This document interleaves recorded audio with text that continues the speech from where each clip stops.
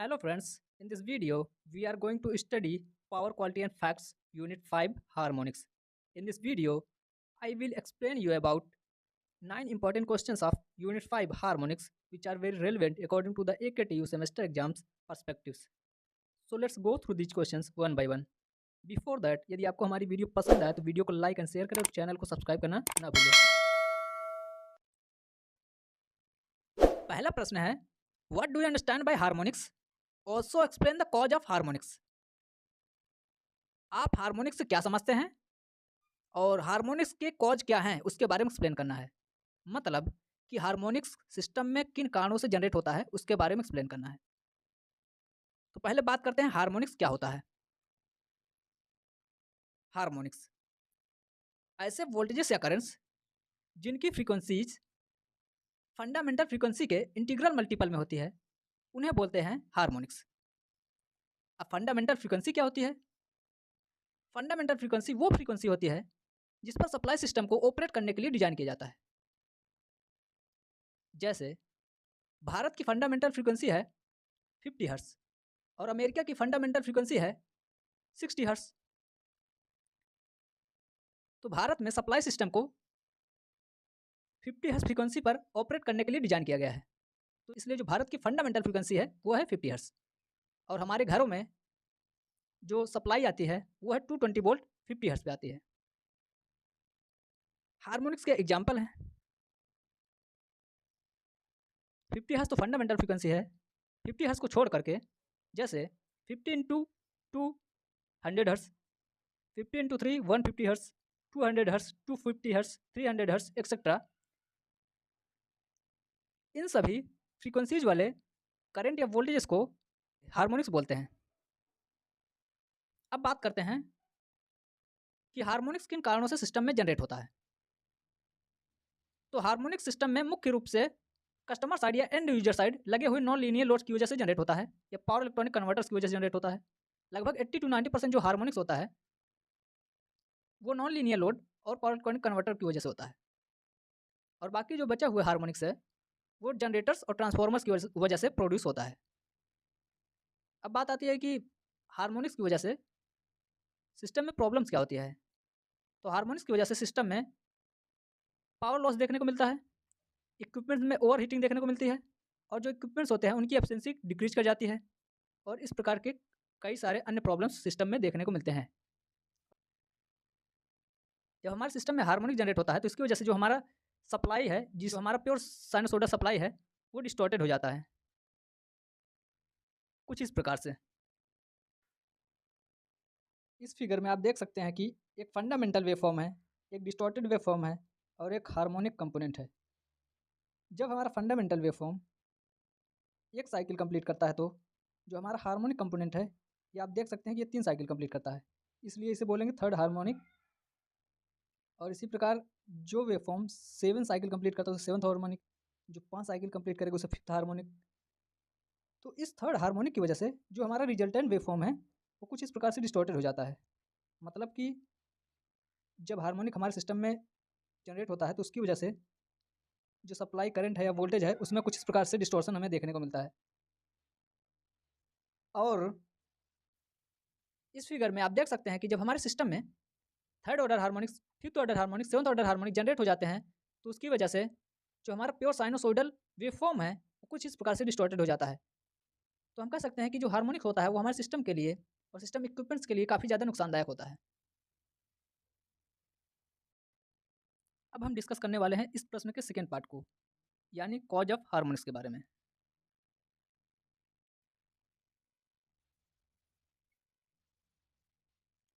Cause of harmonics. Harmonics are caused by non linear loads such as UPS, VFD and battery chargers which draw non-sinusoidal currents। जैसे हमने अभी explain किया था कि जो system में हार्मोनिक्स होता है उसका मुख्य कारण कस्टमर साइड या एंड यूजर साइड लगे हुए नॉन लीनियर लोड होते हैं। मतलब कि जो सिस्टम में नॉन लीनियर लोड्स लगे होते हैं उनकी वजह से हार्मोनिक्स जनरेट होता है। अब बात करते हैं कि नॉन लीनियर लोड्स होते क्या हैं। तो ऐसे लोड्स जो ओम्स लॉ को नहीं फॉलो करते हैं उन्हें बोलते हैं नॉन लीनियर लोड्स। मतलब ऐसे लोड्स जिनका V/I का रेशियो कांस्टेंट नहीं होता है, उन्हें बोलते हैं नॉन लीनियर लोड्स। या यूँ कह सकते हैं कि ऐसे लोड्स जिनमें करंट जो होता है अप्लाइड वोल्टेज के प्रोपोर्शनल नहीं होता है, उसे बोलते हैं non linear loads. Non linear loads के एग्जाम्पल हैं जैसे यूपीएस यानी अनइंटरप्टेड पावर सप्लाई, वीएफडी यानी variable frequency drives, battery chargers, personal computers हो गए, प्रिंटर्स हो गए और घरों में लगे हुए इन्वर्टर्स हो गए, और पावर इलेक्ट्रॉनिक कन्वर्टर्स जैसे डायोड, थायरिस्टर, ट्रांजिस्टर, ये सभी होते हैं non linear loads.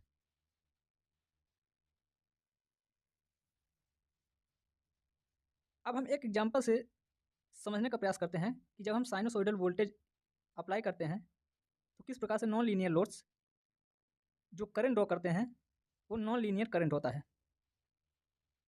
Example, sinusoidal voltage applied to non linear resistor, I और V vary according to the curve. तो यहाँ फिगर बी में आप देख सकते हैं कि यहाँ पर हमने जो वोल्टेज अप्लाई किया है वो है साइनोसॉइडल वोल्टेज, और हमने एक सर्किट में नॉन लीनियर रजिस्टर लगाया है। तो जैसे हमें पता है कि जो नॉन लीनियर लोड होते हैं वो नॉन लीनियर करंट ड्रॉ करते हैं, तो जो यहाँ पर नॉन लीनियर रजिस्टर है वो सप्लाई से नॉन लीनियर करंट ड्रॉ करेगा। नॉन लीनियर करंट यानी डिस्टॉर्टेड करंट वेवफॉर्म होगी, और इसलिए यहाँ पर जो रिजल्टिंग करंट है वो डिस्टॉर्टेड हो जाता है। और फिगर ए में आप देख सकते हैं कि जो वी और आई का रेशियो है वो नॉन लीनियर है, मतलब कि यदि हम वोल्टेज में कुछ परसेंट का चेंज करते हैं तो जो करंट है या तो डबल हो जाएगा या उसमें किसी अन्य प्रकार का चेंजेस हमको देखने को मिल सकते हैं, क्योंकि जो करंट है वोल्टेज पे नॉन लीनियरली डिपेंड कर रहा है। मतलब करंट जो है वोल्टेज अप्लाइड वोल्टेज के प्रोपोर्शनल नहीं है। तो हमें कुछ इस प्रकार से नॉन लीनियर कर्व देखने को मिलता है। अब चौथा पॉइंट है, if we increase the voltage by a few percent it may cause to the current to double and take on different shape. तो अभी हमने जो बताया वहीं लिखा हुआ है यहाँ पे कि यदि हम वोल्टेज को कुछ परसेंट तक इंक्रीज करते हैं तो इसकी वजह से जो करंट होता है या तो वो डबल हो जाएगा या कोई और शेप ले लेगा। पांचवा पॉइंट है, any periodic distorted waveform can be expressed as a sum of sinusoids. एक साइंटिस्ट थे फोरियर, जिन्होंने फोरियर एनालिसिस के माध्यम से ये बताया कि हम किसी भी पीरियोडिक डिस्टॉर्टेड वेवफॉर्म को बहुत सारे साइनोसॉइडल वेवफॉर्म के रूप में एक्सप्रेस कर सकते हैं, और यदि हम इन साइनोसॉइडल वेवफॉर्म का सम करेंगे तो हमें जो डिस्टॉर्टेड वेवफॉर्म है वही सेम मिल जाएगी वापस। तो यहाँ पर हमने डायग्राम के माध्यम से दिखाया है कि एक जो पीरियोडिक डिस्टॉर्टेड वेवफॉर्म है उसको हमने बहुत सारे साइनोसॉइडल वेवफॉर्म के रूप में ब्रेक किया है। तो पहला जो है फंडामेंटल फ्रीक्वेंसी है 60 हर्ट्ज, ये अमेरिका की फ्रीक्वेंसी फंडामेंटल फ्रीक्वेंसी है 60 हर्ट्ज। और उसके बाद है थर्ड हार्मोनिक H=3, और फिर फिफ्थ हार्मोनिक, और फिर सेवन्थ हार्मोनिक है। यहाँ पर हम अपने भारत की जो फंडामेंटल फ्रीक्वेंसी है उसको भी ले सकते हैं। तो यदि हम इन सभी वेवफॉर्म को एडअप करेंगे तो जो हमारा पीरियोडिक डिस्टॉर्टेड वेवफॉर्म है वही सेम फिर से मिल जाएगा। यह Fourier representation of A distorted waveform का। When a waveform is identical from one cycle to the next, it can be represented as a sum of pure sine waves in which the frequency of each sinusoid is an integral multiple of the fundamental frequency of the distorted waveform. जैसे हमने अभी explain किया same वही हमने लिखा है। तो कोई भी आइडेंटिकल वेवफॉर्म है तो उसको सम ऑफ प्योर साइन वेव्स के रूप में रिप्रेजेंट कर सकते हैं, लिख सकते हैं, जिसमें कि जो प्रत्येक साइनोसॉइड्स है उसकी जो फ्रीक्वेंसी होगी वो फंडामेंटल फ्रीक्वेंसी के इंटीग्रल मल्टीपल में होगी डिस्टॉर्टेड वेवफॉर्म के। हार्मोनिक्स का मैग्नीट्यूड निकालने का फॉर्मूला है magnitude of fundamental wave upon order. Higher order harmonics are negligible for power system analysis. जो हायर ऑर्डर की हार्मोनिक्स होती हैं जैसे 25 से 50 वाली हार्मोनिक्स जो हैं वो पावर सिस्टम एनालिसिस के लिए नेग्लिजिबल मानी जाती है। ऐसा इसलिए होता है क्योंकि जैसे ही हम लोअर ऑर्डर से हायर ऑर्डर हार्मोनिक्स की तरफ मूव करते हैं तो उनका जो मैग्नीट्यूड होता है वो डिक्रीज करता जाता है, तो उनका इफेक्ट भी डिक्रीज करता जाता है। तो इसलिए उनको पावर सिस्टम एनालिसिस में नेग्लिजिबल माना जाता है। While they may cause interference with low power electronic devices, they are usually not damaging to the power system. मतलब कि जो हायर ऑर्डर हार्मोनिक्स होती हैं ये लो पावर इलेक्ट्रॉनिक डिवाइसेस के साथ इंटरफेरेंस कर सकती हैं, मतलब थोड़ा थोड़ा दिक्कत कर सकती हैं, लेकिन ये पावर सिस्टम को डैमेज नहीं करती। Thus, the main source of harmonic distortion will ultimately be end user loads। हालांकि सभी एंड यूजर लोड्स हार्मोनिक नहीं प्रोड्यूस करते, लेकिन जो मुख्य रूप से हार्मोनिक सिस्टम में जनरेट करते हैं वो है एंड यूजर लोड्स। जो एंड यूजर पे नॉन लीनियर लोड्स लगे होते हैं वही हार्मोनिक जनरेट करते हैं। तो इस प्रकार हम कह सकते हैं कि जो मेन सोर्स है हार्मोनिक का वो है एंड यूजर पे लगे हुए नॉन लीनियर लोड्स।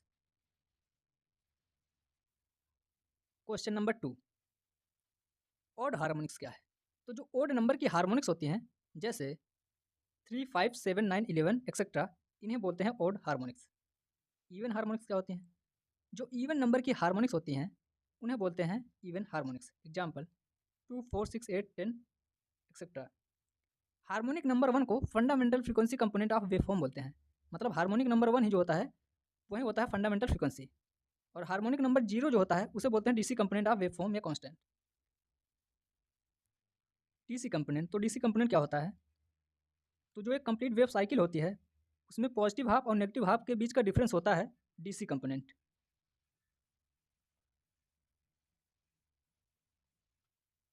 अब बात करते हैं हार्मोनिक नंबर क्या होता है। तो harmonic number refers to the individual frequency element that comprise a composite waveform. तो जो हार्मोनिक नंबर होता है वो इंडिविजुअल फ्रीक्वेंसी एलिमेंट होता है जो आपस में मिलकर एक कंपोजिट वेवफॉर्म बनाता है। For example h equal to 3 refers to the third harmonic component with a frequency equal to the third times the fundamental frequency। तो यहाँ पर h बराबर 3 एक थर्ड हार्मोनिक कंपोनेंट है जिसकी फ्रीक्वेंसी फंडामेंटल फ्रीक्वेंसी के 3 गुना है। यदि हम फंडामेंटल फ्रीक्वेंसी 50 हर्ट्ज ले लें तो जो थर्ड हार्मोनिक की फ्रीक्वेंसी होगी वो होगी 150 hertz. Also some applications use frequencies other than 50 और 60 hertz. For example 400 Hz is a common frequency in the aerospace industry, while some AC system for electric traction uses 25 Hz as frequency.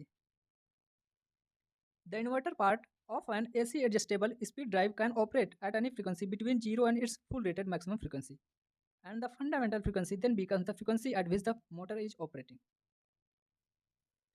तो कुछ applications में 50 और 60 hertz frequency के अलावा frequencies use की जाती हैं। जैसे एरोस्पेस इंडस्ट्री में 400 हर्ट्ज की जो फ्रीक्वेंसी है उसको कॉमनली यूज किया जाता है। जो इन्वर्टर पार्ट होता है एसी एडजस्टेबल स्पीड ड्राइव का वो 0 फ्रीक्वेंसी और फुल रेटेड मैक्सिमम फ्रीक्वेंसी के बीच में ऑपरेट कर सकता है। तो ऐसे केसेस में फंडामेंटल फ्रीक्वेंसी वो फ्रीक्वेंसी हो जाएगी जिस पर हमारा मोटर जो है ऑपरेट कर रहा है। तो हम इस प्रकार से कह सकते हैं कि फंडामेंटल फ्रीक्वेंसी के अलावा भी हम फ्रीक्वेंसीज का यूज़ कर सकते हैं डिफरेंट एप्लीकेशंस में। तो next question is discuss about harmonic phase rotation and phase angle relationship. इसके आंसर में हम लिखेंगे in a balanced 3 phase electrical system the voltage and currents have positional relationship as shown below. तो जो हमारा balanced 3 phase electrical system होता है उसमें वोल्टेज और करंट का कुछ इस प्रकार से पोजिशनल रिलेशनशिप होता है, जिसमें कि वोल्टेज जो होता है करंट से फाई एंगल पर लीड करता है, या कह सकते हैं कि जो करंट है वो वोल्टेज से फाई एंगल से लैग करता है। और इसमें जो वोल्टेजेस हैं, इसमें जो 3 फेज वोल्टेजेस हैं V A V B V C, ये सभी 120 डिग्री अपार्ट हैं, एक दूसरे से डिस्प्लेस्ड हैं। और जो करंट है वो भी एक दूसरे से 120 डिग्री डिस्प्लेस है।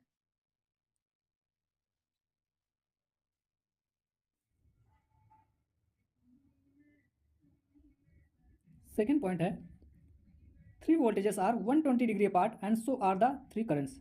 मतलब जो वोल्टेजेस हैं वो एक दूसरे से 120 डिग्री अपार्ट हैं, और उसी प्रकार जो करंट्स हैं वो भी एक दूसरे से 120 डिग्री डिस्प्लेस हैं। Fundamental components of voltages and currents are used as reference. यहाँ पर जो फंडामेंटल कंपोनेंट्स हैं वोल्टेज के और करंट के उनको रेफरेंस के रूप में यूज किया गया है।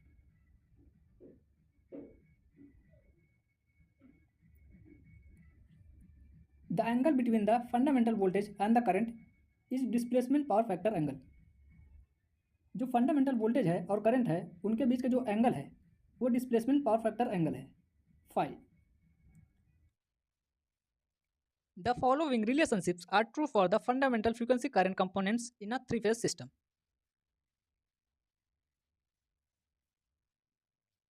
ये जो रिलेशनशिप्स हैं ये फंडामेंटल फ्रीक्वेंसी करंट कंपोनेंट्स के लिए ट्रू हैं एक थ्री फेज सिस्टम में। तो यहाँ पे जो फंडामेंटल करंट है I A one is equal to I A one sine omega T. I B one को लिख सकते हैं I B one sine omega T minus 120 degree, क्योंकि ये 120 डिग्री लैग कर रहा है आई ए वन से। और I C one equal to I C one sine omega T minus 240 degree, क्योंकि 240 degree I C one I A one से lag कर रहा है। तो इस प्रकार से हम फंडामेंटल करंट जो है I A one I B one I C one को एक्सप्रेस कर सकते हैं, लिख सकते हैं।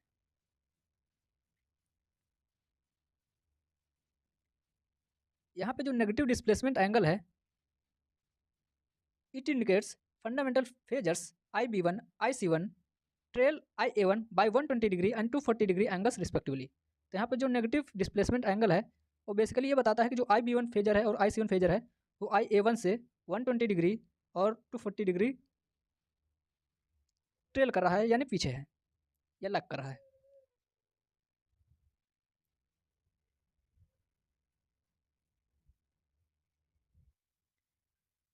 यहाँ पर जो फेजर ए है ये एक फंडामेंटल फेजर है और इसी फंडामेंटल के सेम जैसे पॉजिटिव सीक्वेंस हार्मोनिक का फेजर होता है। और पॉजिटिव सीक्वेंस जो हार्मोनिक है उसका ऑर्डर इक्वल टू होता है 3k माइनस 2, और के जहाँ पे एक नेचुरल नंबर होती है तो यहाँ पे के की वैल्यू अपने अकॉर्डिंग रखेंगे तो हमें ऑर्डर जो है मिलता जाएगा। तो इस प्रकार से हम पता कर सकते हैं कि कौन सा हार्मोनिक जो है वो पॉजिटिव सीक्वेंस हार्मोनिक है, कौन सा हार्मोनिक नेगेटिव सीक्वेंस है, कौन सा हार्मोनिक जो है जीरो सीक्वेंस है। पॉजिटिव सीक्वेंस हार्मोनिक के एग्जाम्पल हैं 1 4 7 10 etcetera. Expression for third harmonic current I A three equal to the I A three sine 3 times omega T, I B three equal to the I B three sine 3 times omega T minus 120 degree. इसको और solve करेंगे तो हमें मिलेगा I B three equal to the I B three sine 3 times omega T. और तीसरा है I C three equal to the I C three sine 3 times omega T minus 240 degree. इसको और सॉल्व करेंगे तो हमें फाइनल में मिलेगा I C three will be equal to the I C three sine 3 times omega T. इन तीनों currents को देखने से पता चलता है कि I A three I B three I C three तीनों के बीच का जो फेज डिफरेंस है वो 0 डिग्री है। मतलब कि I A three I B three और आई सी थ्री तीनों सेम फेज में हैं, they are in phase.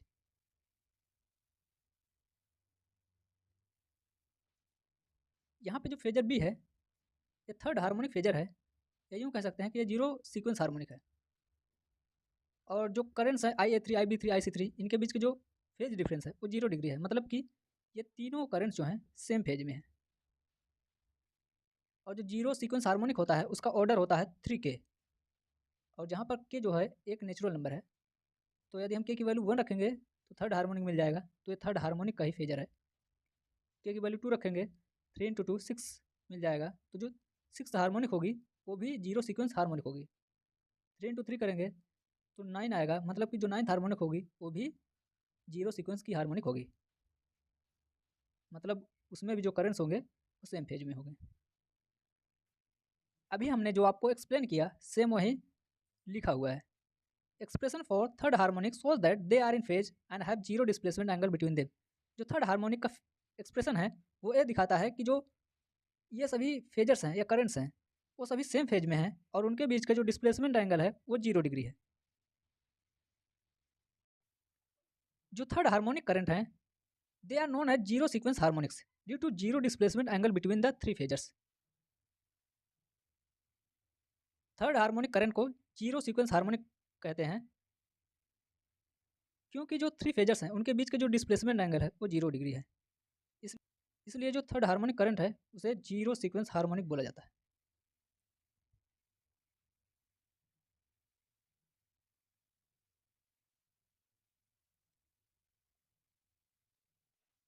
Expression for fifth harmonic currents,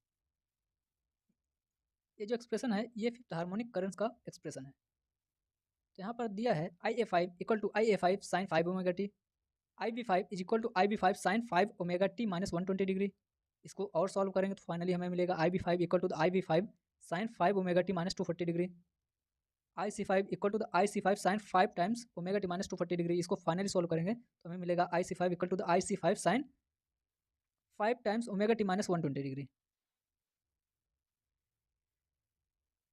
तो यहाँ पर हम तीनों फेजर्स IA5, IB5 और IC5 को देखकर ये कह सकते हैं कि जो IB5 है वो IA5 से 240 डिग्री लैग कर रहा है और IC5 IA5 से 120 डिग्री पीछे ये लैग कर रहा है।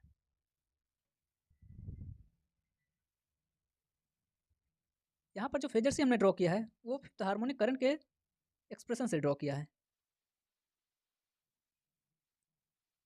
और जो फिफ्थ हार्मोनिक करंट है यह एक नेगेटिव सीक्वेंस हार्मोनिक है और जो नेगेटिव सीक्वेंस हार्मोनिक होता है उसका जो फेज सीक्वेंस होता है वो पॉजिटिव फेज सीक्वेंस के अपोजिट होता है। यानी फिफ्थ हार्मोनिक करंट का जो फेज सीक्वेंस होता है वो फंडामेंटल फेजर के फेज सीक्वेंस के अपोजिट होता है। तो जैसे कि हमने पहले देखा कि जो फंडामेंटल फेजर है उसका फेज सीक्वेंस एंटी क्लॉकवाइज था और यहाँ पर हम देख सकते हैं कि जो फिफ्थ हार्मोनिक करंट है उसका जो फेज सीक्वेंस है वो क्लॉकवाइज है और नेगेटिव सीक्वेंस का ऑर्डर होता है 3k-1। यहाँ पे k एक नेचुरल नंबर है तो k की वैल्यू जैसे हम बदलते जाएंगे उसी प्रकार से हमें जैसे k की वैल्यू हम 1 रखेंगे 3 इंटू 1 माइनस 1 दैट इज़ 2। तो जो सेकेंड हार्मोनिक होगी वो एक नेगेटिव सीक्वेंस हार्मोनिक होगी और इस प्रकार 2 रखेंगे k की वैल्यू तो फिफ्थ हार्मोनिक जो होगी वो एक नेगेटिव सीक्वेंस हार्मोनिक होगी। इसी प्रकार एट्थ हार्मोनिक भी नेगेटिव सीक्वेंस होगी। इस प्रकार हम जैसे k की वैल्यू अलग अलग रखते जाएंगे तो हमें बहुत सारी जो है नेगेटिव सीक्वेंस हार्मोनिक्स मिलेगा। तो यहाँ पर जो फिफ्थ हार्मोनिक है वो एक नेगेटिव सीक्वेंस हार्मोनिक है यानी इस नेगेटिव सीक्वेंस हार्मोनिक का जो फेज सीक्वेंस होगा वो फंडामेंटल या यूँ कह सकते हैं कि जो पॉजिटिव सीक्वेंस हार्मोनिक है उसके अपोजिट होगा।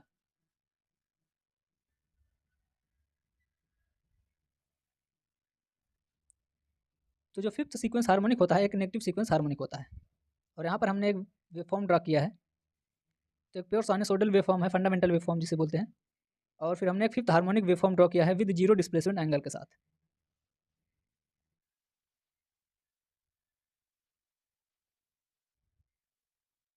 अब अगला प्रश्न है what do you understand by linear and non linear loads, compare them with suitable examples और describe following terms with suitable examples. पहला टर्म है इनरस करंट। तो इनरस करंट क्या होता है? जब जब हम ट्रांसफॉर्मर्स या मोटर्स को इनिशियली स्विच ऑन करते हैं तो जो ट्रांसफॉर्मर होते हैं या मोटर्स होते हैं वो अपने नॉर्मल फुल लोड करंट से कई गुना ज़्यादा करंट ड्रॉ करते हैं या काफ़ी large amount of current draw करते हैं और और इस लार्ज अमाउंट ऑफ करंट को इंडस करंट कहा जाता है। अब सेकंड टर्म है power factor. Power factor equal to the P by S, जहाँ पे पी एक एक्टिव पावर है और एस एक अपेरेंट पावर है।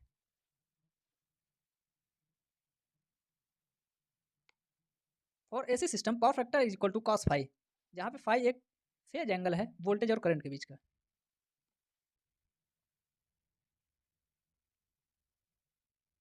अब बात करते हैं लीनियर लोड क्या होता है।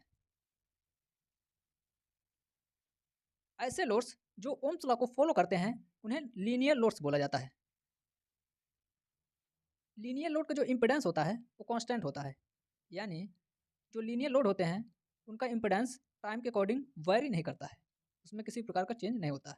और जो लीनियर लोड होते हैं वो लीनियर करंट ही ड्रॉ करते हैं। मतलब कि जो लीनियर लोड होते हैं वो किसी भी प्रकार का वेव फॉर्म में डिस्टॉर्शन पैदा नहीं करते हैं या किसी प्रकार की हार्मोनिक सिस्टम में नहीं जनरेट करते हैं। और जो इसमें करंट होता है वो अप्लाइड वोल्टेज के प्रोपोर्शनल होता है। तो यहाँ आप ऊपर एक ग्राफ देख सकते हैं कि जिसमें हमने आई और वी के बीच में एक स्ट्रेट लाइन ग्राफ बनाया है। इसमें जो वी और आई का जो रेशियो है जेड, यहाँ पे हमने extended version of Ohm's law लिया है, that is V by I equal to Z. तो यहाँ पे जो वी बाई आई का रेशियो है वो एक कांस्टेंट है। तो जो लीनियर लोड होता है उसका जो वी बाई आई का रेशियो होता है वो कांस्टेंट होता है। और examples of linear load are, linear load के एग्जांपल्स हैं resistance, inductance, capacitance, incandescent light, motors etcetera. तो जैसे हमें पता है कि रेजिस्टेंस एक लीनियर लोड होता है, और यदि हम extended version of Ohm's law की बात करें, that is Z equal to V by I, जहाँ पे वी बाई आई का रेशियो जो जेड होता है एक कॉन्स्टेंट होता है। तो हम कह सकते हैं कि जो इंडक्टेंस होते हैं और कैपेसिटेंस होते हैं ये एक लीनियर लोड है। इंडक्टेंस की बात करें तो V equal to L D I by D T, और यदि हम वी और D I by D T के बीच में ग्राफ बनाएं तो एक स्ट्रेट लाइन हमें बीच में देखने को मिलती है, ए एल को रिप्रेजेंट करता है। और यदि हम वी बाई आई का रेशियो लेंगे तो एक कांस्टेंट आएगा, दैट इज जेड वन बराबर जेड टू। इसी प्रकार हम आई कैपेसिटेंस की बात करें तो I equal to C D V by D T. तो यहाँ पर भी जो हम आई और D V by D T के बीच में जो ग्राफ बनाएंगे तो यहाँ पे हमें एक स्ट्रेट लाइन मिलेगी, वो होगा कैपेसिटेंस को रिप्रेजेंट करेगा। और जो कैपेसिटेंस है इस प्रकार से एक लीनियर लोड है। और यहाँ पर हमने दूसरी साइड जो है एक सर्किट बनाया है जिसमें हमने V M sine omega T 50 hertz पे सप्लाई दिया है एक लीनियर लोड को। तो यहाँ पर जो सप्लाई हम दे रहे हैं वो एक साइनसोइडल वोल्टेज है, और जो हमें लीनियर लोड की तरफ जो करंट है आउटपुट है वो भी एक साइनसोइडल ही है। तो यहाँ पर हम साइनसोइडल वोल्टेज दे रहे हैं तो हमें साइनसोइडल करंट मिल रहा है। ऐसा इसलिए हो रहा है क्योंकि जो लोड है वो एक लीनियर लोड है, और ये इसकी जगह कोई नॉन लीनियर लोड होता तो करंट वेवफॉर्म को डिस्टॉर्ट कर देता, मतलब नॉन साइनसोइडल करंट वेवफॉर्म हमें मिलती है आउटपुट पे।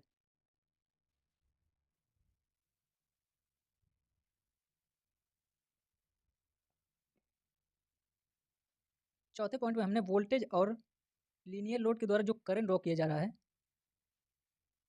उसके वेवफॉर्म को ड्रॉ किया है। तो यहाँ पर आप देख सकते हैं कि जो वोल्टेज वेवफॉर्म है वो भी प्योर साइनसोइडल है, और जो लीनियर लोड करंट ड्रॉ कर रहा है वो भी साइनसोइडल है।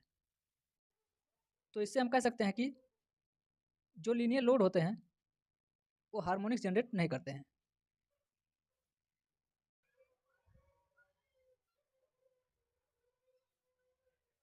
अब दूसरा है non linear load. Non linear loads का जो इम्पिडेंस होता है वो कांस्टेंट नहीं होता है, मतलब नॉन लीनियर लोड्स का इम्पिडेंस टाइम के अकॉर्डिंग वेरी करता रहता है, चेंज होता रहता है। नॉन लीनियर लोड्स में जो करंट होता है वो अप्लाइड वोल्टेज के प्रोपोर्शनल नहीं होता है। तो हमने इस रिलेशनशिप को ग्राफ के माध्यम से शो किया है। हम इस ग्राफ में देख सकते हैं कि जो करंट है और वोल्टेज है उसके बीच में एक नॉन लीनियर रिलेशनशिप है, और जो हमारा कर्व है वो नॉन लीनियर कर्व है।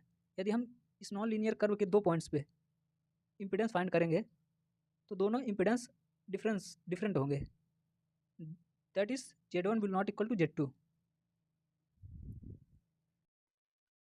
और हम कह सकते हैं कि जो नॉन लीनियर लोड्स होते हैं वो ओम्स लॉ को फॉलो नहीं करते हैं। Non linear loads draw non sinusoidal currents, that is distorted current. तो जो नॉन लीनियर लोड्स होते हैं वो नॉन साइनसोइडल करंट्स ड्रॉ करते हैं, या यूँ कह सकते हैं कि वो डिस्टॉर्टेड करंट ड्रॉ करते हैं। और जो डिस्टॉर्टेड करंट ड्रॉ करते हैं तो उसकी वजह सिस्टम में हार्मोनिक जनरेट हो जाते हैं, और फिर उस हार्मोनिक के कारण सिस्टम में बहुत सारी प्रॉब्लम्स देखने को मिलती है, जैसे हमने पहले डिस्कस किया। लेकिन जब हम वोल्टेज सप्लाई करते हैं तो प्योर साइनसोइडल वोल्टेज होता है, लेकिन due to presence of non linear load in the system current जो होता है वो डिस्टॉर्टेड हो जाता है।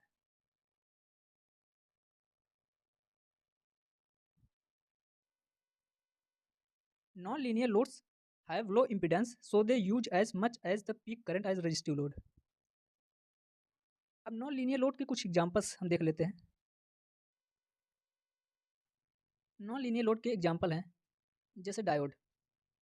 डायोड की बात करें तो डायोड में जो वोल्टेज और करंट होता है उसमें नॉन लीनियर रिलेशनशिप होता है, इसलिए डायोड एक नॉन लीनियर लोड है।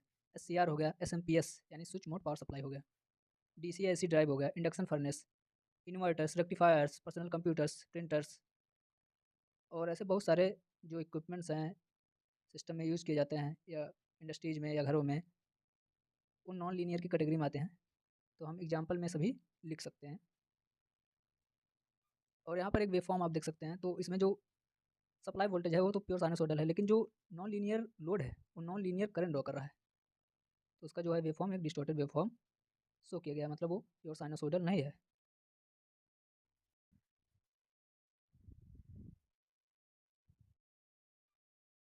अगला प्रश्न है, explain the different types of harmonics. Types of harmonics.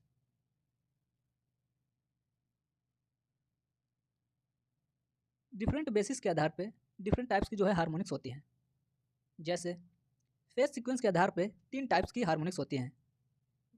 पहला है पॉजिटिव फेज सीक्वेंस हार्मोनिक्स, दूसरा नेगेटिव सीक्वेंस हार्मोनिक्स, तीसरा जीरो सीक्वेंस हार्मोनिक्स।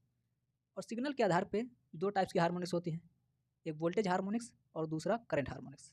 और ऑर्डर के आधार पे बात करें तो even harmonics, odd harmonics, triplen harmonics, non triplen harmonics हमें देखने को मिलते हैं। तो हम इस यूनिट में वोल्टेज और करंट हार्मोनिक्स के बारे में बात करने वाले हैं। तो पहले बात करते हैं करंट हार्मोनिक्स के बारे में। Current harmonics caused by non linear loads. जो करंट हार्मोनिक्स होता है वो सिस्टम में जो नॉन लीनियर लोड्स लगे होते हैं उनकी वजह से जनरेट होता है। यहाँ पर आप देख सकते हैं कि हमने एक सर्किट ड्रॉ किया है जिसमें हमने नॉन लीनियर लोड के cross pure sinusoidal voltage apply किया है। जैसा कि सिस्टम में नॉन लीनियर लोड कनेक्टेड है तो जो नॉन लीनियर लोड होता है वो सिस्टम से नॉन साइनोसॉइडल करंट या डिस्टॉर्टेड करंट जो है ड्रॉ करेगा। और यहाँ पर हम देख सकते हैं कि जो नॉन साइनोसॉइडल करंट या जो distorted current non linear load draw कर रहा है उसका वेवफॉर्म कुछ इस प्रकार से हमने शो किया है। ये जो वेवफॉर्म है ये पीरियोडिक है और डिस्टॉर्टेड वेवफॉर्म है। जब हम इस प्रकार की पीरियोडिक डिस्टॉर्टेड वेवफॉर्म की फोरियर एनालिसिस करते हैं तो हमें इसमें बहुत सारे साइनोसॉइडल वेवफॉर्म्स मिलते हैं, जिसमें एक होता है फंडामेंटल कंपोनेंट और बाकी जो साइनोसॉइड्स होते हैं इस फंडामेंटल कंपोनेंट के या फ्रीक्वेंसी के इंटीग्रल मल्टीपल में होते हैं। और जब हम इन सभी साइनोसॉइड्स का या साइनोसॉइडल वेवफॉर्म्स को ऐड करते हैं तो हमें जो पीरियोडिक डिस्टॉर्टेड वेवफॉर्म है वही पुनः प्राप्त हो जाती है। तो इससे हम कह सकते हैं कि कोई भी पीरियोडिक डिस्टॉर्टेड वेवफॉर्म कई साइनोसॉइड्स का या साइनोसॉइडल वेवफॉर्म्स का कॉम्बिनेशन होता है या सम होता है। तो जैसे हमने अभी डिस्कस किया कि जो करंट हार्मोनिक्स होता है वो एंड यूजर साइड या कस्टमर साइड लगे हुए नॉन लीनियर लोड की वजह से ही जनरेट होता है। यदि हम इस नॉन लीनियर लोड की जगह कोई लीनियर लोड सिस्टम में कनेक्ट कर दें तो जो लीनियर लोड होगा वो सिस्टम से सिर्फ लीनियर करंट ही ड्रॉ करेगा, मतलब ऐसी करंट ड्रॉ करेगा जिसके वेवफॉर्म में किसी प्रकार का डिस्टॉर्शन नहीं होगा। और जो वेवफॉर्म होगा उसकी फ्रीक्वेंसी या जो करंट ड्रॉ करेगा उसकी फ्रीक्वेंसी वोल्टेज की फ्रीक्वेंसी के समान होगी।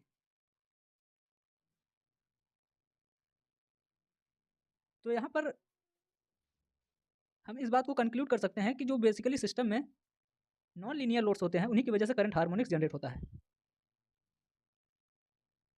और लीनियर लोड की वजह से सिस्टम में हार्मोनिक नहीं जनरेट होता है।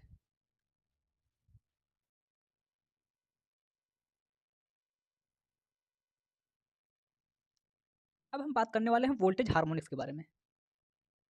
तो जो वोल्टेज हार्मोनिक्स होता है वो मोस्टली करंट हार्मोनिक्स के कारण ही जनरेट होता है। तो चलिए हम इस डायग्राम के माध्यम से समझने का प्रयास करते हैं कि करंट हार्मोनिक्स और जो सोर्स का इम्पीडेंस होता है वो किस प्रकार से वोल्टेज हार्मोनिक्स को जनरेट करने में मदद करता है या वोल्टेज हार्मोनिक्स जनरेट करता है। जैसा कि आप डायग्राम में देख सकते हैं कि जो सप्लाई वोल्टेज है वो साइनोसॉइडल है। तो जो सोर्स होता है उसका उसका कुछ सोर्स इम्पीडेंस या इंटरनल सोर्स इम्पीडेंस होता है। तो यहाँ पर हमने वो इंटरनल सोर्स इम्पीडेंस शो किया है और उससे कनेक्टेड है नॉन लीनियर लोड। और जैसे हमें पता है कि नॉन लीनियर लोड कनेक्टेड है तो सिस्टम से नॉन लीनियर या डिस्टॉर्टेड करंट ड्रॉ करेगा। और जब एक करंट ड्रॉ करेगा तो जो सोर्स इम्पीडेंस है इंटरनल सोर्स है उसके क्रॉस कुछ वोल्टेज ड्रॉप होगा, that is I into Z. और यहाँ पे जो आई है मतलब जो लोड करंट ड्रॉ कर रहा है वो डिस्टॉर्टेड करंट है या नॉन साइनोसोडल करंट है। तो जो ओवरऑल वोल्टेज ड्रॉप होगा उसमें भी डिस्टॉर्शन आ जाएगा। तो इस प्रकार से हम कह सकते हैं कि जो करंट है वो सोर्स इम्पीडेंस की मदद से वोल्टेज को डिस्टॉर्ट कर देता है। यहाँ पर हमने सेकेंड पॉइंट में लिखा है sinusoidal voltage minus harmonic voltage drop is equal to distorted voltage. तो यहाँ पे जो जितना ज़्यादा हार्मोनिक वोल्टेज ड्रॉप होगा मतलब कि जितना ज़्यादा सोर्स का इम्पीडेंस होगा उतना ही ज़्यादा हार्मोनिक वोल्टेज ड्रॉप होगा, और जब ज़्यादा हार्मोनिक वोल्टेज ड्रॉप होगा तो हमारा जो प्योर साइनसोइडल वोल्टेज है उसमें से हम हार्मोनिक वोल्टेज ड्रॉप को जब माइनस करेंगे तो जो हमारा वेवफॉर्म आएगा वो बहुत ही ज़्यादा डिस्टॉर्टेड वोल्टेज होगा। और यदि हार्मोनिक वोल्टेज ड्रॉप कम है तो जो हमारा रिजल्टेंट वेवफॉर्म होगा वो कम डिस्टॉर्टेड होगा, मतलब जो हमें वोल्टेज मिलेगा वो कम डिस्टॉर्टेड वोल्टेज मिलेगा। तो यहाँ पर हमने थर्ड पॉइंट में लिखा है लो सोर्स इम्पीडेंस का मतलब होता है लो वोल्टेज ड्रॉप, और यदि लो वोल्टेज ड्रॉप होगा तो लो वोल्टेज हार्मोनिक जो है प्रोड्यूस होगा। मतलब कि जो हमारा वोल्टेज होगा वो ज़्यादा डिस्टॉर्टेड नहीं होगा, उसमें ज़्यादा डिस्टॉर्शन नहीं होगा। और जो चौथा पॉइंट हमने लिखा है कि voltage harmonics is due to current harmonics and source impedance. ये पॉइंट बहुत ही ज़्यादा इंपॉर्टेंट है कि जो वोल्टेज हार्मोनिक्स होता है ये करंट हार्मोनिक्स की वजह से और सोर्स इम्पीडेंस की वजह से प्रोड्यूस होता है।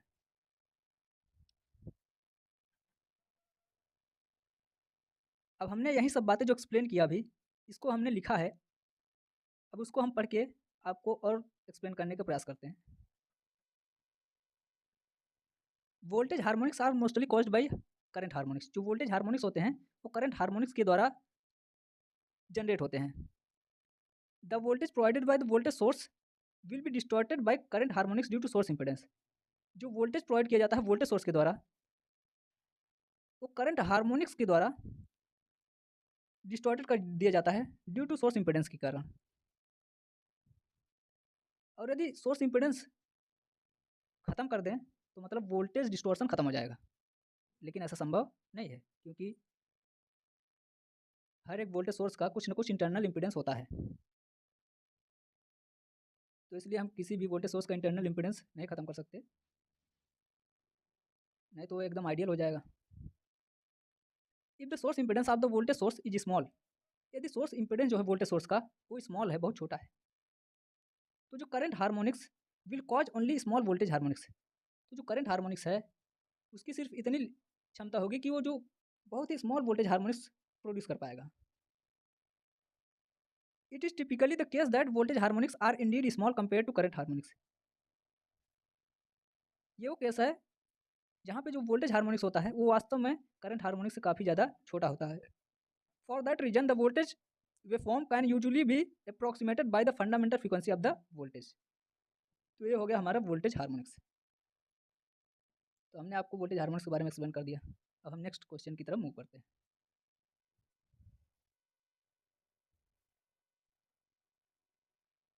अगला प्रश्न है राइट शॉर्ट नोट ऑन। तो हमें harmonic indices, total harmonic distortion, total demand distortion, इन पर जो है शॉर्ट नोट लिखना है।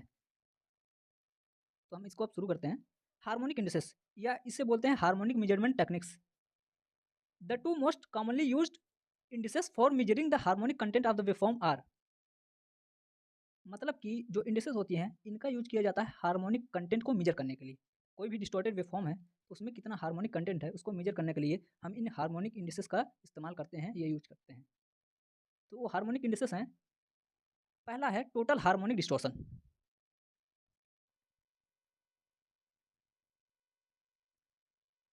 Total harmonic distortion, total harmonic distortion THD।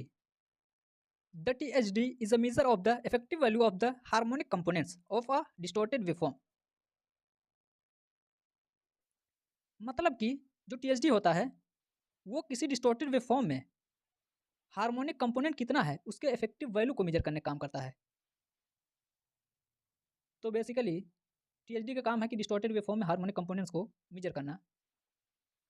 That is it is potential heating value of the harmonics relative to the fundamental.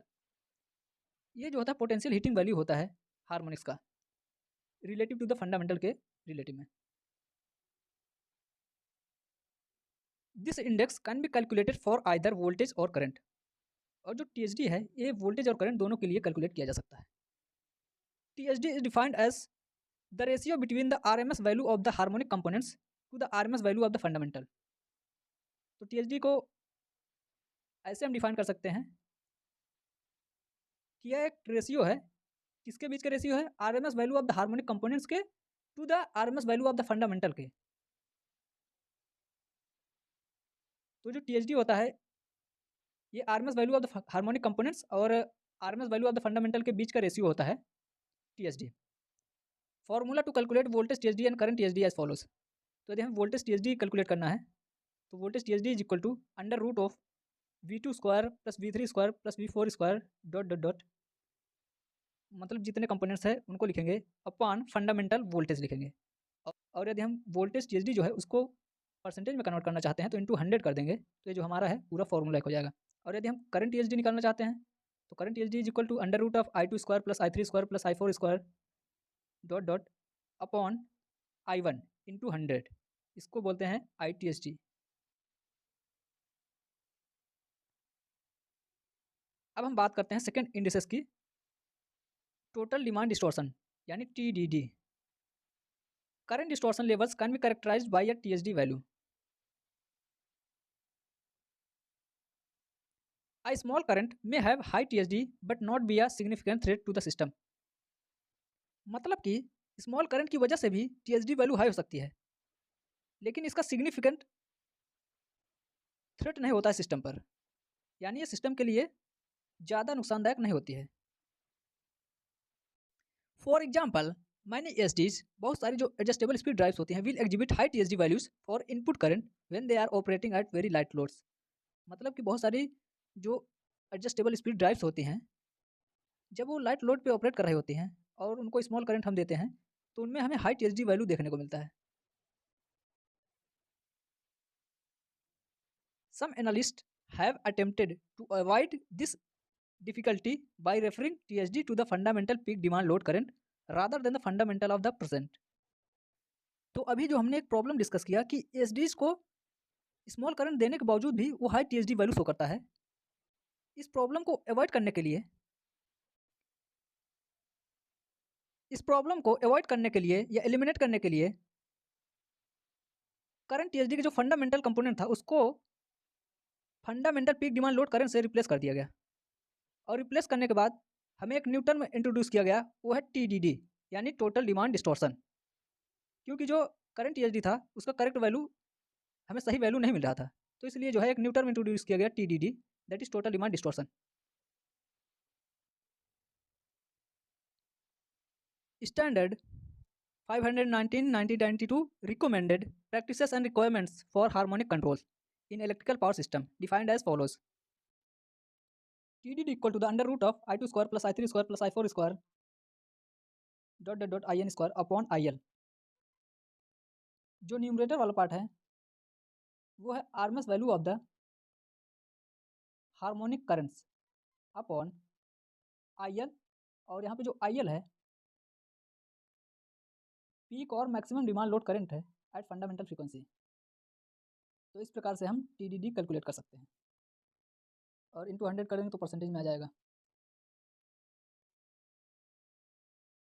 अब अगला प्रश्न है, explain the impact of harmonic distortion on capacitor transformers motors, और what are the effects of harmonics on AC motors and transformers.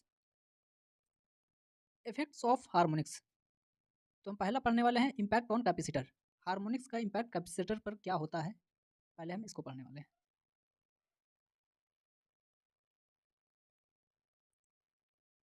Impact on capacitor की बात करें तो जो कैपेसिटर का इम्पीडेंस होता है वो हार्मोनिक फ्रीक्वेंसी जैसे जैसे इंक्रीज करती जाती है, कैपेसिटर का इम्पीडेंस डिक्रीज करता जाता है। मतलब जैसे ही हम third, fifth, seventh, ninth, eleventh, ऐसे जैसे हम lower to higher order harmonics की तरफ मूव करते हैं, तो जो हार्मोनिक्स होता है उनकी फ्रीक्वेंसी इंक्रीज करती है, और जब हार्मोनिक का फ्रीक्वेंसी इंक्रीज करेगा तो जो कैपेसिटेंस का इम्पीडेंस है वो डिक्रीज करता जाता है। तो यदि कैपेसिटर का इम्पीडेंस जो है डिक्रीज कर जाएगा तो उसकी वजह से क्या होगा कि कैपेसिटर में large amount of harmonic current flow करना चालू कर देगा, और इसकी वजह से क्या होता है कि जो कैपेसिटर होता है वो ओवरलोड हो जाता है और उसकी लाइफ जो है शॉर्टेन हो जाती है। और इन सम एक्सट्रीम सिचुएशन, कुछ जो एक्सट्रीम सिचुएशंस होती है, जब रेजोनेंस ऑकर करता है तो उसकी वजह से क्या होता है कि जो हार्मोनिक करंट है वो एम्पलीफाई हो जाता है, और हार्मोनिक करंट एम्पलीफाई हो जाता है तो इसकी वजह से हाई वोल्टेज डिस्टॉर्शन हमें देखने को मिलता है। और यही पॉइंट्स हमने लिखा है और इसको हम पढ़ के एक्सप्लेन करते हैं। The current flowing in the capacitor bank is also significantly large. तो जैसे इम्पीडेंस जो है डिक्रीज़ करता है, तो जो कैपेसिटर बैंक में करंट फ्लो करता है, वो large amount of current flow करता है। और जो करंट होता है, ये रिच इन हार्मोनिक होता है, मतलब इसमें ज़्यादा हार्मोनिक कंटेंट होता है। ऐसा रेजोनेंस कंडीशन के दौरान होता है। Capacitor bank experiences high voltage distortion during resonance. और रेजोनेंस कंडीशन के दौरान जो कैपेसिटर बैंक होता है, वो हाई वोल्टेज डिस्टॉर्शन एक्सपीरियंस करता है। हमें high voltage distortion capacitor bank में देखने को मिलता है। इन सच अ रेजोनेंस कंडीशन, इस प्रकार की जो रेजोनेंस कंडीशन होती है, उसमें जो है RMS current is typically higher than the capacitor RMS current, which leads to the various losses। और कुछ इस प्रकार से हमें हार्मोनिक्स का कैपेसिटर पर इम्पैक्ट देखने को मिलता है। अगला है इम्पैक्ट ऑन मोटर्स, मतलब हार्मोनिक का क्या इम्पैक्ट होता है मोटर्स पर। तो चलिए इसके बारे में जानते हैं। Losses due to eddy current and hysteresis set up in the iron core of motor, मतलब कि हमें मोटर्स में दो लॉसेस देखने को मिलते हैं हार्मोनिक की वजह से। एक है एडी करंट लॉस और दूसरा है हिस्टेरिसिस लॉस। और एडी करंट लॉस जो होता है, वो फ्रीक्वेंसी के डायरेक्ट स्क्वायर के डायरेक्टली प्रोपोर्शनल, और एडी करंट लॉस फ्रीक्वेंसी के प्रोपोर्शनल होता है, फ्रीक्वेंसी के प्रोपोर्शनल होता है। मतलब कि दोनों लॉसेस जो है फ्रीक्वेंसी पर डिपेंड करते हैं। और जैसे हम जानते हैं कि जो हार्मोनिक होता है, उसका फ्रीक्वेंसी काफ़ी ज़्यादा होता है। तो इसलिए हमें मोटर्स में एडी करंट और हिस्टेरिसिस लॉस ज़्यादा देखने को मिलते हैं, क्योंकि ये दोनों फ्रीक्वेंसी पर ही डिपेंड करते हैं और हार्मोनिक की फ्रीक्वेंसी ज़्यादा होती है। इसलिए हार्मोनिक की फ्रीक्वेंसी ज़्यादा होती है, तो जो लॉसेस हैं ये ज़्यादा हमें देखने को मिलेंगे इसमें। Since harmonic produces high core losses in the motor, और इसलिए जो है हार्मोनिक्स ज़्यादा कोर लॉसेस मोटर में प्रोड्यूस करता है। और इसकी वजह से क्या होता है, हार्मोनिक की वजह से क्या होता है कि जो मोटर है वो हीटेड अप हो जाता है, डी रेटिंग हो जाता है, और उसकी जो एफिशिएंसी है वो डिक्रीज कर जाती है। तो कुछ इस प्रकार से हार्मोनिक्स का इम्पैक्ट होता है मोटर्स पर। अगला है इम्पैक्ट ऑन ट्रांसफॉर्मर्स। तो हार्मोनिक्स का क्या इम्पैक्ट होता है ट्रांसफॉर्मर्स पर, हम इसके बारे में पढ़ने वाले हैं। Design to deliver required power to connected loads with minimum losses at fundamental frequency. जो ट्रांसफॉर्मर्स होते हैं उनको इस प्रकार से डिजाइन किया जाता है कि जो कनेक्टेड लोड्स हैं उनको मिनिमम लॉस के साथ पावर डिलीवर करे एट फंडामेंटल फ्रीक्वेंसी पर। और हार्मोनिक की वजह से क्या होता है कि जो ट्रांसफॉर्मर्स होते हैं उसमें एडी करंट और कोर लॉसेस देखने को मिलते हैं, और ये काफ़ी ज़्यादा इंक्रीज हो जाते हैं। और इसकी वजह से क्या होता है कि जो ट्रांसफॉर्मर्स होते हैं उसमें हीटिंग भी देखने को मिलती है, मतलब एडिशनल हीटिंग हो जाती है, ओवर हीटिंग। और कह सकते हैं कि इसके ऑपरेटिंग लाइफ में भी थोड़ा फ़र्क पड़ता है। तो कुछ इस प्रकार से हार्मोनिक्स का इम्पैक्ट होता है ट्रांसफॉर्मर्स पर। अगला क्वेश्चन है, discuss effects of harmonics on cables, मतलब कि हार्मोनिक्स का केबल्स पर क्या इफेक्ट होता है। जैसे हम जानते हैं कि जो हार्मोनिक्स होता है, चाहे वो हार्मोनिक करंट हो या हार्मोनिक वोल्टेज हो, उसकी फ्रीक्वेंसी काफ़ी ज़्यादा होती है। और जो स्किन इफेक्ट होता है, ये फ्रीक्वेंसी के डायरेक्टली प्रोपोर्शनल होता है। तो जब हमारे सिस्टम में हार्मोनिक आएगा, तो उसकी वजह से क्या होगा कि जो कंडक्टर्स हैं या जो केबल है, उसका उसमें जो है स्किन इफेक्ट काफ़ी ज़्यादा बढ़ जाएगा।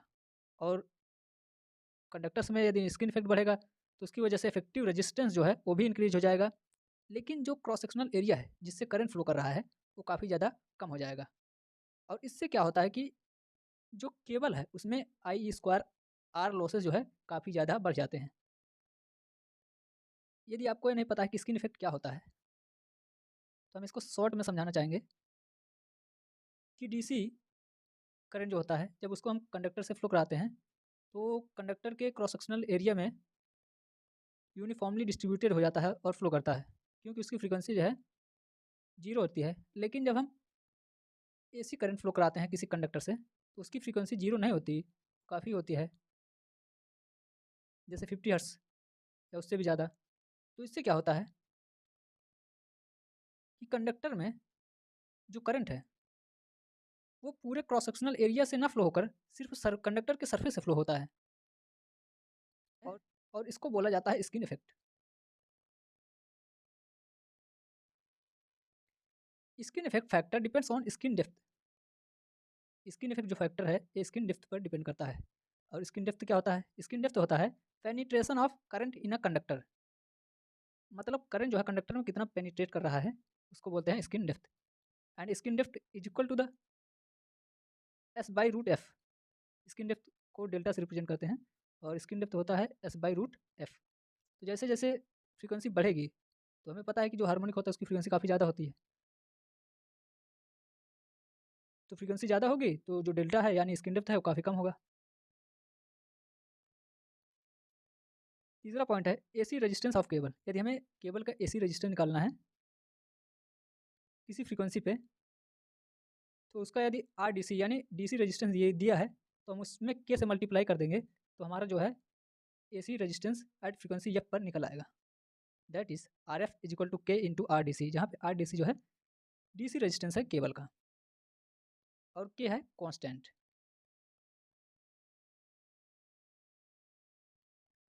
तो कुछ इस प्रकार से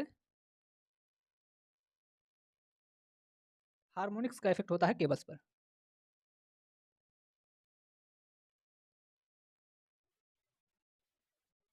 अब अगला प्रश्न है discuss the harmonic mitigation techniques in detail. मतलब कि सिस्टम से हार्मोनिक को किन टेक्निक्स के माध्यम से मिटिगेट या कम किया जा सकता है, इसके बारे में हम डिस्कस करने वाले हैं। हालांकि जो हार्मोनिक्स होता है उसको सिस्टम से एलिमिनेट कर देना, एकदम ख़त्म कर देना वो पॉसिबल नहीं है, लेकिन हम उसको कुछ हद तक रिड्यूस कर सकते हैं, कम कर सकते हैं। तो हम उन टेक्निक्स के बारे में डिस्कस करने वाले हैं। तो इसमें जो पहला हार्मोनिक मिटिगेशन टेक्निक है वो है इनलाइन रिएक्टर और चॉक्स। तो हम अब देखने वाले हैं कि इनलाइन रिएक्टर और चॉक्स का यूज करके हम कैसे हार्मोनिक को मिटिगेट कर सकते हैं। इनलाइन रिएक्टर और chokes are electromagnetic device used as inductor. Inline reactor और चॉक्स एक इलेक्ट्रोमैग्नेटिक डिवाइस होती हैं और इनका यूज इंडक्टर की तरह किया जाता है। That consist of a coil of wire that forms a magnetic field as current flows through it. तो इसमें एक वायर का कॉइल होता है और जब इस कॉइल में करंट फ्लो करता है तो ये कॉइल एक मैग्नेटिक फील्ड क्रिएट करता है। This magnetic field limits the rate of rising of current. और ये जो मैग्नेटिक फील्ड क्रिएट किया गया है कॉइल के द्वारा, ये जो रेट ऑफ राइज है करंट का उसको लिमिट करने का काम करता है, उसको थोड़ा कम करने का काम करता है। और जब ये करंट को लिमिट करेगा तो उसमें जो हार्मोनिक्स है वो भी कम हो जाएगा, दस रिड्यूसिंग हार्मोनिक्स। तो इस प्रकार से वो हार्मोनिक्स को रिड्यूस करता है and protecting the drive from power system surges and transients. और जो ड्राइव्स होते हैं जैसे VFD और ASD, इसको पावर सिस्टम सर्जेस से और ट्रांजिएंट से बचाने का भी काम करता है। It is connected between AC source line and line input side of drive और एडजस्टेबल स्पीड ड्राइव। तो जो इनलाइन रिएक्टर्स होते हैं उनको हम ड्राइव के इनपुट साइड पे इस्तेमाल करते हैं या यूज करते हैं। ड्राइव जैसे VFD हो गया या adjustable speed drives. This is particularly effective for PWM type drives. ये बेसिकली जो है PWM जो टाइप्स ड्राइव्स होते हैं उनके लिए ज़्यादा इफेक्टिव होते हैं। और यहाँ पर हमने डायग्राम में शो किया है 3 फेज लाइन है, उससे कनेक्टेड है इनलाइन रिएक्टर और फिर उसके बाद है ड्राइव, फिर जो सप्लाई आउटपुट आ रहा है ड्राइव का वो जा रहा है मोटर में। तो कुछ इस प्रकार से हम इनलाइन रिएक्टर्स का यूज करते हैं हार्मोनिक को मिटिगेट करने में। दूसरा हार्मोनिक मिटिगेशन टेक्निक है जिग जैग ट्रांसफार्मर। तो अब हम देखने वाले हैं कि हम जिग जैग ट्रांसफार्मर का यूज करके कैसे हार्मोनिक्स को सिस्टम से मिटिगेट कर सकते हैं। Zig zag transformers used in commercial facilities. इनको कॉमर्शियल फैसिलिटीज़ में यूज किया जाता है। और जिग जैग ट्रांसफार्मर्स जो होते हैं ये जीरो सीक्वेंस हार्मोनिक कंपोनेंट्स को कंट्रोल करने का काम करते हैं। जो zero sequence harmonic currents produce होते हैं सिस्टम में उसको एक कंट्रोल करने का काम करता है। It acts like a filter to the zero sequence current. ये एक फिल्टर की तरह काम करता है किसके लिए? जीरो सीक्वेंस करंट के लिए। मतलब जीरो सीक्वेंस करंट को फिल्टर करने का काम करता है by offering a low impedance path to neutral. ये जो जीरो सीक्वेंस करंट है उसको लो इंपीडेंस पाथ प्रोवाइड करता है न्यूट्रल की तरफ। This reduces the amount of current that flows in the neutral back towards the supply. इस प्रकार से जो अमाउंट ऑफ करंट है जो न्यूट्रल से सप्लाई की तरफ फ्लो कर जाता है उसको ये कम करने का काम करता है by providing a shorter path for current. तो इस प्रकार से जो जिग जैग ट्रांसफार्मर है ये जो हार्मोनिक करंट्स है, जीरो सीक्वेंस हार्मोनिक करंट है, उसको एक शॉर्टर पाथ प्रोवाइड करता है या लो इम्पीडेंस पाथ प्रोवाइड करके ये करेंट्स को सप्लाई की तरफ फ्लो होने में रिड्यूस करता है।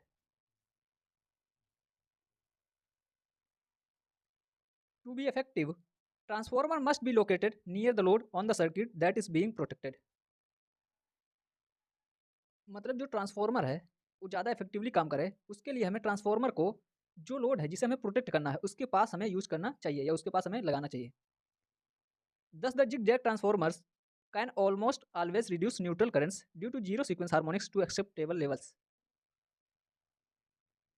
इस प्रकार से जिगजैग ट्रांसफॉर्मर जो होता है वो जीरो सीक्वेंस हार्मोनिक करंट्स की वजह से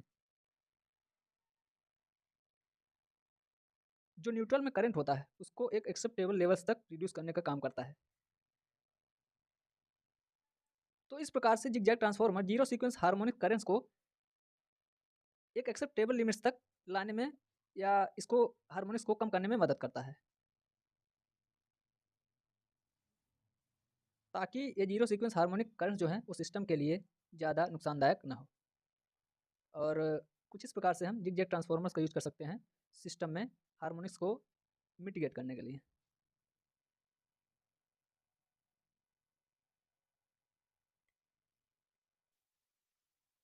अब तीसरा हार्मोनिक मिटिगेशन टेक्निक है एक्टिव फिल्टर्स। तो हम देखने वाले हैं कि एक्टिव फिल्टर्स का यूज करके हम कैसे हार्मोनिक्स को मिटिगेट कर सकते हैं। Active filters use to eliminate harmonics. तो बेसिकली एक्टिव फिल्टर्स का यूज किया जाता है हार्मोनिक्स को सिस्टम से एलिमिनेट करने के लिए। They are based on sophisticated power electronics. ये जो एक्टिव फिल्टर्स होते हैं ये सोफिस्टिकेटेड पावर इलेक्ट्रॉनिक्स टेक्नोलॉजी पे बेस्ड होते हैं। तो इसमें बहुत सारे सोफिस्टिकेटेड डिवाइसेस का यूज किया जाता है and are more complex and expensive than passive filters. और एक्टिव फिल्टर्स जो होते हैं ये ज़्यादा कॉम्प्लेक्स होते हैं और एक्सपेंसिव होते हैं किससे, पैसिव फिल्टर के कंपैरिजन में। तो जो एक्टिव फिल्टर्स होते हैं पैसिव फिल्टर्स के कंपैरिजन में ज़्यादा कॉम्प्लेक्स और एक्सपेंसिव होते हैं। Active filters are composed of active elements such as power electronic converters controllers.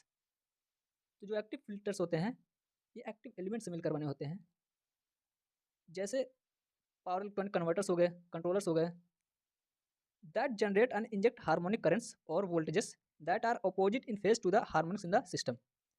तो जो एक्टिव फिल्टर्स होते हैं ये सिस्टम से पहले सेंस करते हैं कि हार्मोनिक्स कितना है और उसका फेज, और फिर उसके बाद ये उतने ही मैग्नीट्यूड का हार्मोनिक खुद जनरेट करते हैं और सिस्टम में उस हार्मोनिक को अपोजिट फेज में इंजेक्ट करते हैं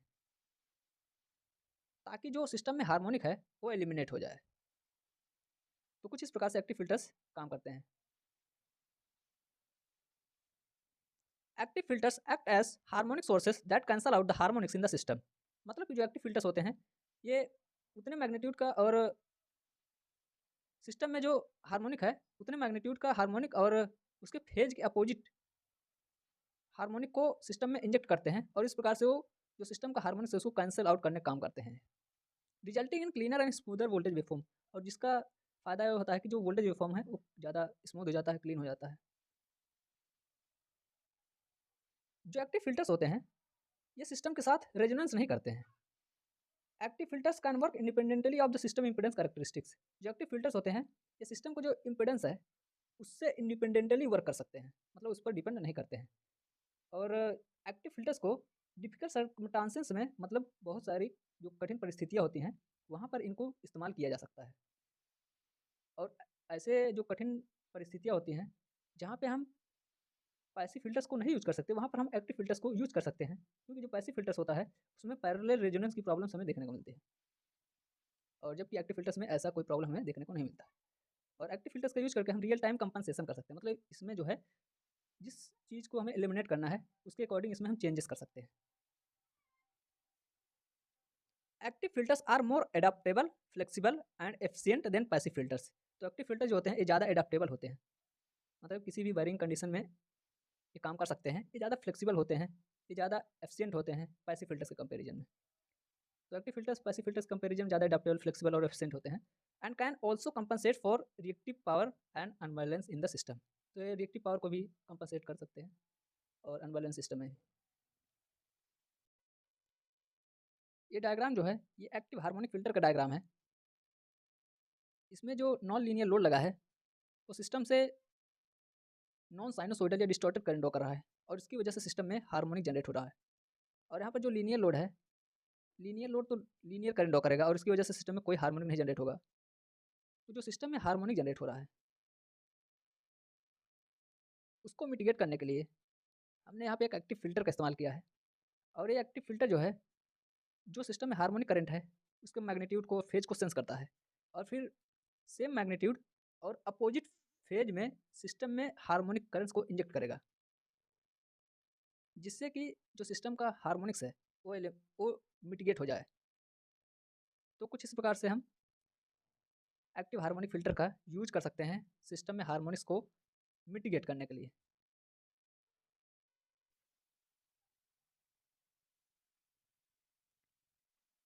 अब हम बात करने वाले हैं पैसिव फिल्टर्स के बारे में कि पैसिव फिल्टर्स होते क्या हैं और पैसिव फिल्टर्स को डिजाइन करते समय हमें किन फैक्टर्स को कंसीडर करना चाहिए और पैसिव फिल्टर्स की लिमिटेशंस क्या है, उसके बारे में हम डिस्कस करने वाले हैं। Passive filter uses passive component such as resistor, inductors, capacitor to filter out harmonic frequencies from the system. बात करें पैसिव फिल्टर की, तो पैसिव फिल्टर में रजिस्टर, इंडक्टर, कैपेसिटर्स का यूज करके सिस्टम से हार्मोनिक फ्रीक्वेंसीज को फिल्टर करने का काम किया जाता है। A combination of passive elements is tuned to the harmonic frequency that is to be filtered।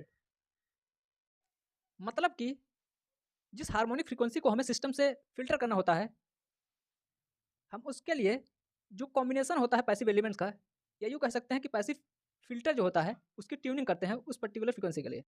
जैसे हमें थर्ड हार्मोनिक फ्रीक्वेंसी यानी 150 हर्ट्ज फ्रीक्वेंसी को सिस्टम से फिल्टर करना है, तो जो हमारा पैसिव एलिमेंट्स का कॉम्बिनेशन है या यूँ कहे पैसिव फिल्टर है, उसकी ट्यूनिंग हम 150 हर्ट्ज के लिए करेंगे या थर्ड हार्मोनिक फ्रीक्वेंसी के लिए करेंगे। तो जो हमारा थर्ड हार्मोनिक फ्रीक्वेंसी है वो सिस्टम से फिल्टर हो जाएगा, फिल्टर आउट हो जाएगा।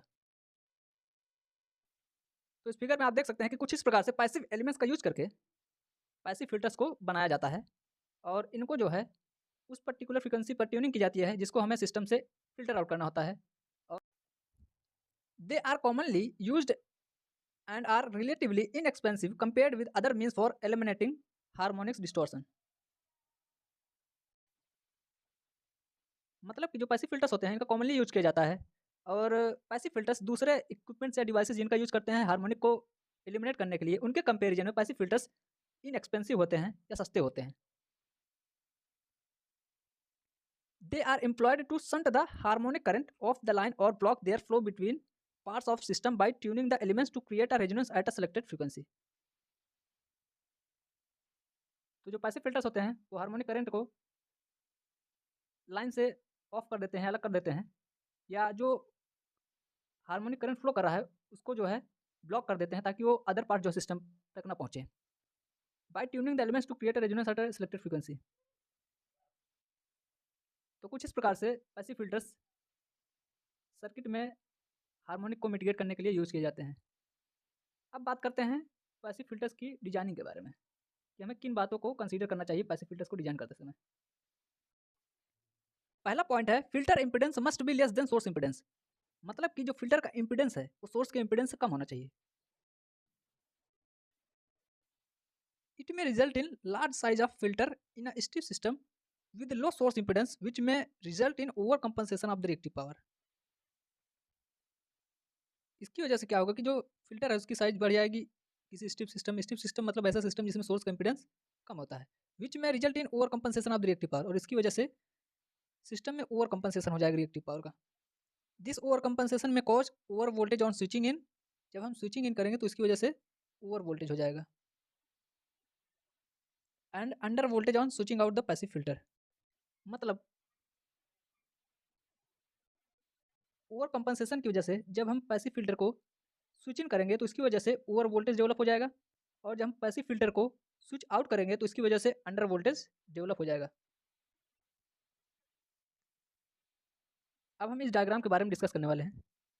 तो यहाँ पर आप देख सकते हैं कि एक हमने सोर्स लगाया है और उस सोर्स का कुछ सोर्स इम्पिडेंस है, सपोज जेड है, और हमने एक नॉन लीनियर लोड कनेक्ट किया है और उस नॉन लीनियर लोड के साथ शंट में हमने पैसिव फिल्टर को कनेक्टेड किया है।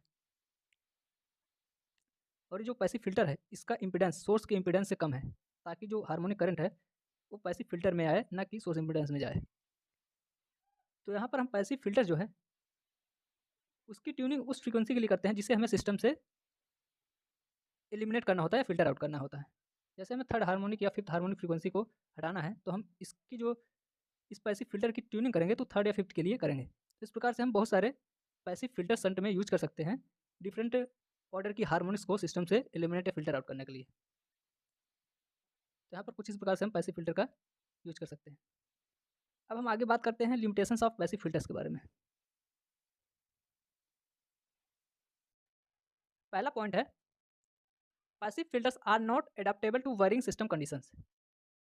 तो यदि सिस्टम की कंडीशन चेंज हो रही है, तो उसके लिए जो है पैसिव फ़िल्टर्स एडैप्टेबल नहीं होते, उसको एडैप्ट नहीं कर पाते and remain rigid once they are installed in an application. और वो एक बार यदि इंस्टॉल कर दिया गया उन्हें एप्लीकेशन में, तो उसी में वो रिजिड रहते हैं और उसी तरह वो काम करते रहते हैं। The size and tune frequency can not be altered easily. जो फ़िल्टर्स की साइज़ है और जिस फ्रीक्वेंसी पर इनको ट्यून किया गया है, उसको चेंज करना आसान नहीं होता है। मान लीजिए हमने इसको थर्ड या फिफ्थ हार्मोनिक फ्रीक्वेंसी को एलिमिनेट करने के लिए ट्यूनिंग की है, तो इसको बाद में हम आसानी से चेंज नहीं कर सकते। The change in operating condition of the system may result in detuning of the filter. यदि हम सिस्टम के ऑपरेटिंग कंडीशंस में चेंज करते हैं, तो इसकी वजह से जो फ़िल्टर है वो डिट्यून हो जाएगा एंड इट में कॉज इंक्रीज डिस्टोर्सन। और इसकी वजह से डिस्टोर्सन जो है वो और भी इंक्रीज हो जाएगा। तो दोस्तों कुछ इस प्रकार से हमारा पैसिव फ़िल्टर्स भी कंप्लीट हो गया है। अब इसके बाद है हाइब्रिड फ़िल्टर। जो हाइब्रिड फ़िल्टर होता है वो पैसिव और एक्टिव एलिमेंट्स के कंपोनेंट्स का यूज़ करके बनाया जाता है, या यूँ कह सकते हैं पैसिव और एक्टिव फ़िल्टर्स का यूज़ करके बनाया जाता है हाइब्रिड फ़िल्टर। हाइब्रिड फ़िल्टर जो होता है ज़्यादा कॉस्ट इफेक्टिव होता है और ज़्यादा उसकी एफिशिएंसी होती है और ज़्यादा बढ़िया भी होता है, क्योंकि उसमें पैसिव और एक्टिव फ़िल्टर्स के जो लिमिटेशंस हैं या जो प्रॉब्लम्स है उसको उसमें एलिमिनेट कर दिया जाता है। तो जो हाइब्रिड फ़िल्टर होता है वो इन सभी से अच्छा होता है। तो दोस्तों कुछ इस प्रकार से हमारा जो यूनिट 5 था हार्मोनिक्स कंप्लीट हो गया है यहाँ पे। तो दोस्तों यूनिट 5 यानी हार्मोनिक्स यूनिट जो है, ये काफ़ी ज़्यादा आसान यूनिट है और इसमें आप ज़्यादा स्कोर भी कर सकते हैं। तो इसको ज़रूर पढ़कर जाइए और सेमेस्टर एग्ज़ाम में ज़्यादा से ज़्यादा नंबर स्कोर करने का प्रयास करिए। तो दोस्तों यदि आपको हमारी वीडियो पसंद आई हो तो वीडियो को लाइक एंड शेयर करें और चैनल को सब्सक्राइब करना ना भूलें, ताकि आगे आने वाली वीडियोज़ की नोटिफिकेशन आपको मिल जाए। और नीचे कमेंट करें कि आपको हमारी वीडियो कैसी लगी और आपको और किन टॉपिक्स पर या कौन सी यूनिट का वीडियो चाहिए।